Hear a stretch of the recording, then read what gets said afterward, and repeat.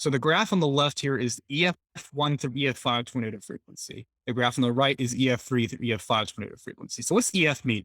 Well, tornadoes are rated by what the EF scale, which is called the Enhanced Fujita scale.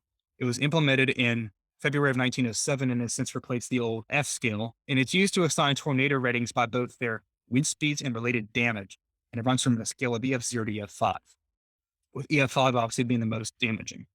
I excluded EF zeros from this analysis because they have increased substantially since 1950.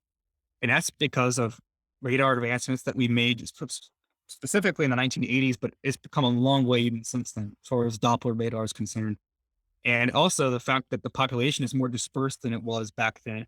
People have cell phones and cameras to capture and report, even these really weak tornadoes to their local NWS office.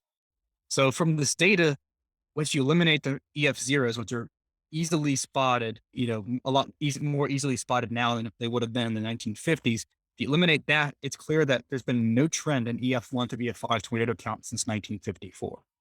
And I chose 1954 rather than 1950 because there's a spurious jump in the data set between 1953 to 1954. It's like a really sharp increase. And that has to do with the fact of either how data was tabulated back then or just the advancements in technology. Right. The National Centers for Environmental Information had a tornado graph as well, similar to this, but it hasn't been updated since 2014. They also began their analysis in 1954 as well. So I'm not cherry picking anything here. I'm just doing what they did. And if you look at the number of strong and violent tornadoes, which are EF3 or higher, violence EF4, EF5, strong and violent includes EF3s. They've exhibited a 50% decrease since records began. And in fact, 2018 had the fewest number of strong and violent tornadoes on record. And the United States has not had an EF5 tornado in 9 years, since 2013. That's the longest stretch on record. How long we can keep that going, I don't know.